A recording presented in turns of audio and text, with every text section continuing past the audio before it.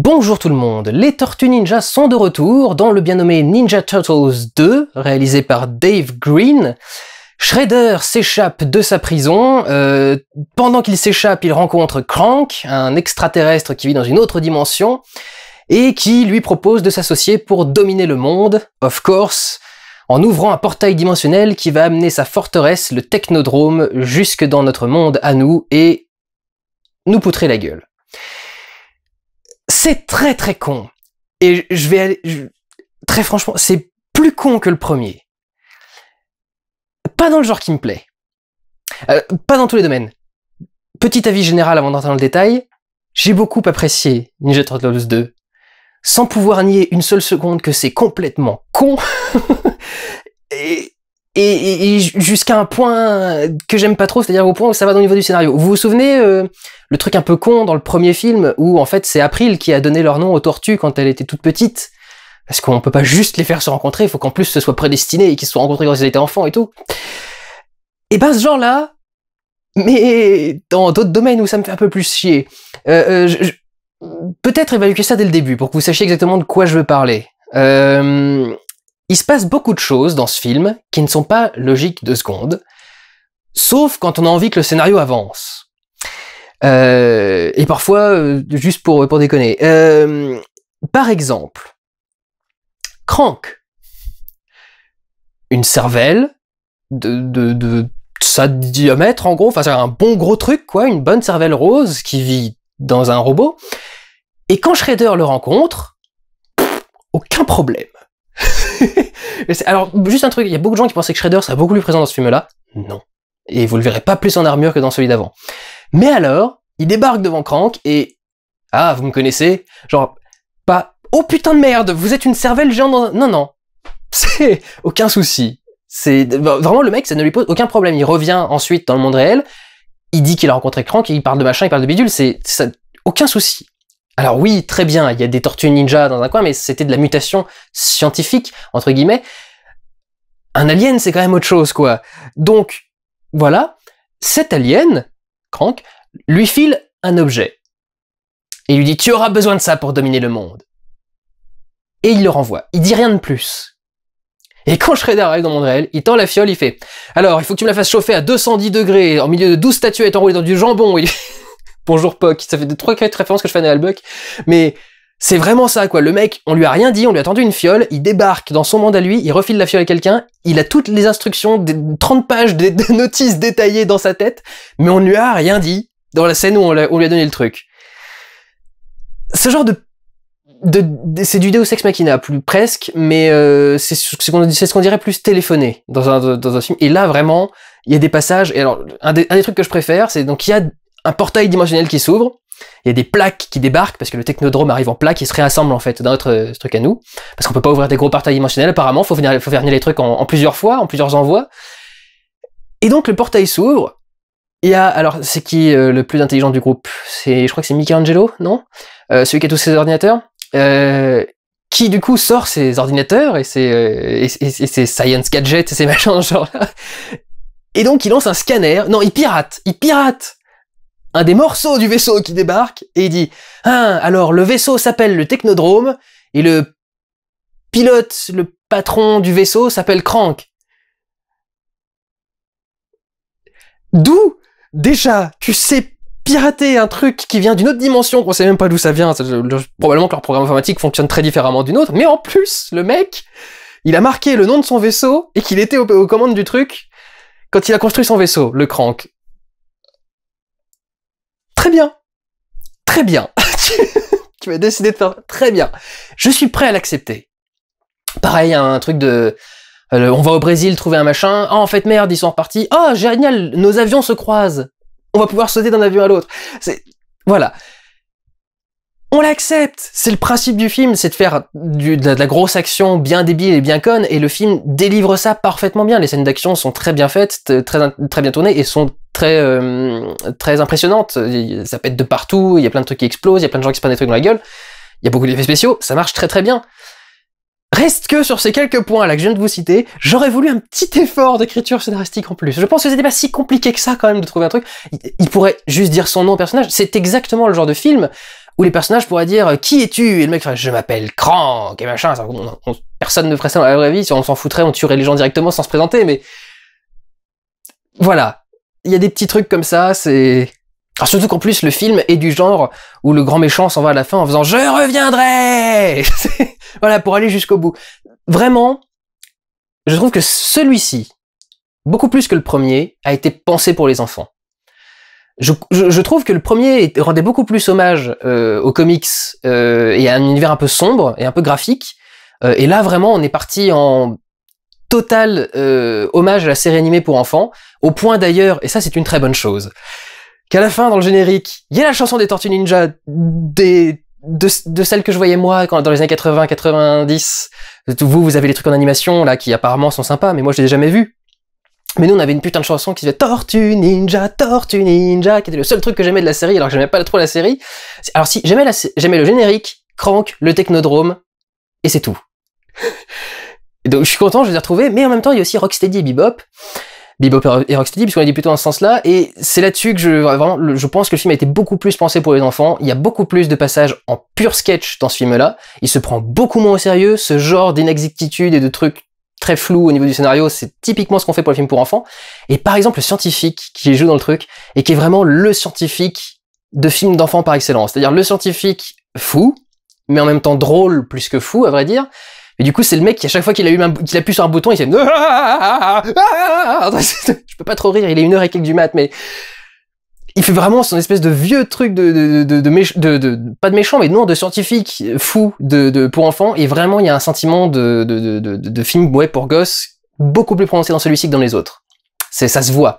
Il y a aussi, dans les trucs où ça peut se voir, beaucoup plus de musique pop, qui avait pas vraiment dans l'ancien, c'était plus une musique composée pour le film. Là, il y a vraiment beaucoup de trucs pop rock et variété en général, variété pop, qui sont diffusés pendant le film. Il y a même un passage, alors, on n'a plus fait ça depuis 10 ou 15 ans, c'est-à-dire depuis le premier Transformers, où on bombacifie Megan Fox, si c'est possible de la bombacifier plus qu'elle ne l'est de base, quoique ce qui paraît au naturel, son maquillage, elle est pas terrible, mais j'en sais rien et je m'en fous. Mais il y a vraiment la scène où il faut montrer que c'est une bonasse, et donc il faut qu'elle arrive et qu'elle se mette une petite jupe et qu'elle resserre sa chemise pour que ça squeeze bien ses boobs et tout. Enfin, ça pourrait faire jeune ado, à la limite, espèce de, genre, on va vous balancer un premier fantasme d'adolescent, de jeunes ados pour que vous puissiez faire votre adolescence sur Megan Fox tranquillement. Mais je trouve que ça participe plus à ce sentiment général de film fait plus pour enfants. Ça paraît contradictoire de dire qu'un truc bimbo est plus orienté pour enfants, mais il la bimboifie sans la sexualiser. C'est-à-dire qu'il faut qu'elle ait les formes, les apparences, quelques vêtements, mais ils peuvent pas la sexualiser véritablement, pas avec un film dans ce registre-là. Donc voilà. Et en même temps, il y a aussi beaucoup de discours très... comment dire, j'ai moral en tête, mais c'est pas ce que j'ai vraiment juste. Beaucoup de passages où où il est question en fait de la relation entre les frères et du respect entre eux et du respect de leurs différences et des choses comme ça. Il y avait des passages comme ça, on a des scènes de discussion beaucoup plus profondes où on aura comment il s'appelle? Merde, le rat. Je sais plus. Merde. Splinter, je suis navré, des fois il y a des noms comme ça qui me sortent de tête, donc Splinter qui leur fait des leçons de morale et des enseignements, véritablement, pour apprendre à mieux s'entraîner, à mieux agir en tant qu'équipe.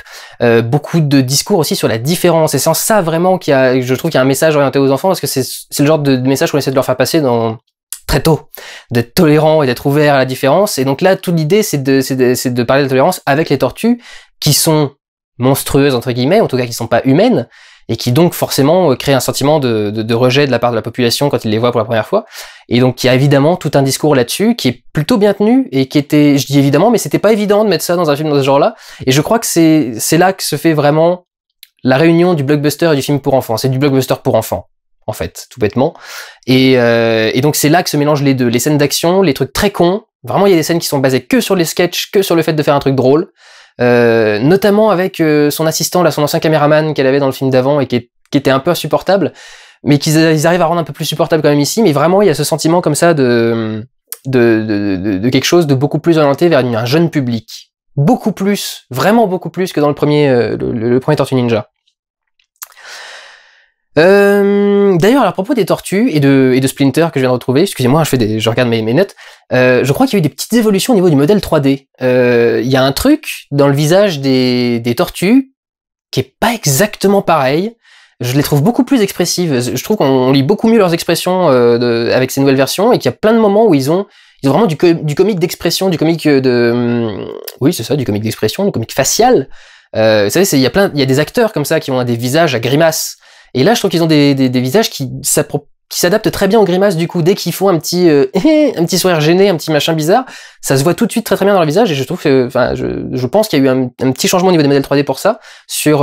Alors, je crois toujours que c'est Michelangelo le plus intelligent, et je crois qu'il est plus fin que les autres maintenant. Il était plus masse dans les anciens peut-être, ou alors il y avait plus d'équipement, et il fait plus fin maintenant physiquement. Et Splinter en particulier, je trouve qu'il y a un truc qui fait que il passe encore mieux que dans le premier, parce qu'il y avait des gens qui avaient des doutes sur le premier. Je crois qu'il passait déjà bien dans le premier, mais là je trouve vraiment qu'on dirait un gros rat en train de parler, et que l'effet est plutôt bien rendu. Alors idem sur l'orientation encore un peu plus enfant, il y a le début du film nous montre un match de basket. Alors c'est sans doute le genre de truc que les tortues elles-mêmes trouvent cool, mais là tel que c'est utilisé dans le film, on dirait vraiment que c'est juste pour parler aux gosses, quoi, pour que les enfants qui aiment bien le basket et le sport puissent apprécier la scène et trouver ça cool.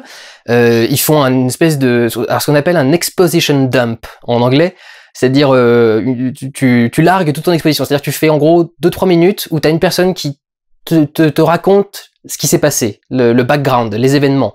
On a un espèce de résumé comme ça dans 1 minute, 1 minute 30, 2 minutes, pendant ce match de basket, de ce qui s'est passé depuis le dernier film, et qui est résumé de façon vraiment ultra simpliste et un peu conne. Et la scène en général fait très très orientée pour les jeunes. C'est pas juste montrer un truc de basket, c'est vraiment, ils essaient de faire des sketchs, mais des sketchs de niveau classe, de niveau école. Donc vous allez le voir, je vais pas vous dire ce que c'est exactement, même si c'est un truc mineur et que c'est au début du film, mais ce sera toujours plus intéressant de vous donner la surprise. Et puis ce truc très étrange, et je vais passer vite fait sur la réalisation ensuite, j'ai pas grand chose à dire. Les tortues sont présentées au tout début avec donc leur nom et une définition. Donc on a je sais plus qui est le patron du truc, mais c'est pas Michelangelo du coup, c'est peut-être Raphaël. Oh, je sais plus. Bref, on en a un qui est marqué le patron, qui est marqué son nom et puis ensuite le patron. Et après, je crois que c'est Donatello qui est marqué le beau gosse. Je crois que je viens bon bref, j'arrive pas à remettre les noms sur les couleurs et les machins. Donc c'est très basique, et étant donné que c'est quand même la suite, je sais pas si c'est très bienvenu. Et là pour le coup ça a vraiment un côté très enfant, parce qu'on dirait vraiment presque un générique, en fait, un générique d'un épisode, tout bêtement. Un épisode ne présenterait pas vraiment ces personnages, il présenterait des acteurs, mais il y a ce côté-là, quoi. Il y a ce côté de début d'une série presque, avec cette présentation des personnages, juste pour la présentation, parce que pour le reste, le film a pas l'air d'une série du tout. Mais il y a un petit truc comme ça un peu étrange au début, et alors surtout que toute cette séquence est accompagnée de mouvements de caméra illisibles. Et c'est les seuls dans le film, je sais pas pourquoi, c'est quand même con, ils les foutent sur la scène d'intro. On est de nuit, à New York, en haut du Chrysler Building, il fait descendre les tortues, et ce crétin de réalisateur, Dave Green, fait des gros plans. Comment voulez-vous suivre ce qui se passe? La caméra tourne autour du personnage à 360 degrés, et encore plus, parce que ça reste pas sur un seul axe, et elle va dans tous les sens, et elle reste à ça des visages des personnages, donc on voit vite fait un immeuble passer derrière et un petit truc, et de temps en temps, par coup de bol, il y en a un qui est à peu près en position allongée, donc il rentre dans le cadre en scope, mais sinon, c'est vraiment un coup de chance. C'est dommage, enfin c'est très très con de démarrer son film avec une scène illisible. C'est un peu compliqué. Pour le reste du film, la 3D est très très bien étudiée, la 3D est très très belle au niveau du relief, et marque très très bien est très bien utilisé dans le film. À beaucoup de moments, ils vont faire des sketchs où l'idée va être d'amener quelque chose un peu en face de l'écran. Ils vont aussi beaucoup jouer avec ça avec Crank, parce qu'évidemment, comme Crank sort de son truc, de son exosquelette, il y a beaucoup de plans où il sort, et donc du coup, c'est intéressant de l'avoir en 3D. Il y a un plan d'ailleurs qui est sympa, une petite transition. Ils sont en train de filmer un écran de sécurité qui filme une route sur laquelle il y a le convoi de Shredder qui est en train de marcher. La caméra filme l'écran, qui donc est un écran 2D, et rentre ensuite dans l'écran, et donc l'image en fondu passe en 3D pendant qu'on rentre dedans. Donc on a vraiment ce sentiment de passer de l'image au réel. Un truc qui est plutôt bien rendu et qui est plutôt bien fait, et globalement le film est sympa. Je viens de penser à un truc, je viens de dire que tout le film était plutôt orienté pour les gosses. Le réalisateur de ce film, Dave Green, a été connu pour un film avant Ninja Turtles 2, qui s'appelait Echo. C'est un film que j'avais loupé, un film de SF que j'avais loupé, destiné aux enfants, où il recevait, je crois, alors soit c'est un petit extraterrestre, soit c'est un petit robot extraterrestre, mais il y avait un petit truc comme ça qui débarquait de l'espace et qui rejoignait des enfants. Donc je crois que en fait c'est un mec qui est vraiment habitué aux films pour enfants plutôt, et c'est peut-être pour ça qu'il a à ce point-là redirigé ce film-là vers quelque chose de plus orienté vers un jeune public. À ce propos d'ailleurs, Bebop et Rocksteady, ils sont drôles, mais toujours pas le truc qui me fait me taper sur le ventre de rire, quoi. J'ai encore un petit peu de mal avec ces personnages-là. Pour le reste, parce que j'ai dit beaucoup de trucs négatifs. Encore une fois, c'est con. J'ai dit beaucoup de négatifs, mais j'ai vraiment apprécié le film et j'ai passé un bon moment et ça m'a bien diverti. Je sortais de Conjuring 2. C'était très bien de me mettre la tête dans autre chose et le film a très bien réussi à faire ça. Reste que c'est vrai que j'en verrai pas tout le monde le voir. Si vous pensez que les blockbusters américains sont cons, déjà c'est clair qu'il faut pas y aller, parce que non seulement c'est un blockbuster américain con, mais en plus dirigé pour les enfants, donc il est encore plus con que le niveau con qu'on met généralement dans les blockbusters pour le grand public en général. Donc ça risque de vous rebuter. Si le premier ne vous inspirait pas, je vous conseille pas d'aller voir le deuxième. Si le premier vous a plu, vous pouvez aller voir le deuxième avec quand même ce truc en tête qu'il va vraiment falloir vous remettre dans l'état d'esprit que vous aviez quand vous regardiez la série petit. Si vous étiez probablement fan, si vous êtes des adultes et que vous regardez Tortue Ninja de premier en tout cas et que vous allez aller voir le 2, vous avez probablement regardé la série quand vous étiez petit, il faut vraiment vous mettre dans la tête que vous allez aller en salle pour régresser. Quelques heures, mais c'est bien de régresser quelques heures, ça soulage, ça fait du bien. Donc je conseille d'aller voir Ninja Turtles 2 parce que ça remplit son rôle, c'est un blockbuster qui vide un peu la tête. Et pour les plus jeunes qui iront le voir, il y aura en plus quelques petites leçons qui, pour les adultes, sont déjà acquises, normalement, mais qui leur feront pas de mal à voir, et le reste du film est plutôt cool, intéressant, bien foutu. Les scènes d'action, encore une fois, sont très bien faites. Et même si l'histoire est débile, pas complètement. Ils arrivent quand même à avoir un objectif bien précis, à mener d'une étape A à une étape B. Il y a 3 actes, les personnages sont développés, il y a un accomplissement pour presque chacun des personnages, même secondaires, qui évolue entre le début et la fin du film. Donc c'est pas un torchon, c'est pas fait n'importe comment, mais c'est vrai que c'est un style différent du premier film et un peu plus light, un peu plus léger et un peu plus enfantin, un petit peu. Sans non plus renier ce qu'a fait le premier film, mais un petit peu plus enfantin, c'est vrai. Bon, bien sûr, ce qui est énervant, c'est que parfois, quand ils avancent, c'est grâce à un truc très téléphoné, mais pour le reste, le film avance bien, divertit, fait rire, ramène en enfance pour une partie. Donc voilà, je vous encourage à aller voir Ninja Turtles 2. Prenez soin de vous, allez voir des films, Cowabunga!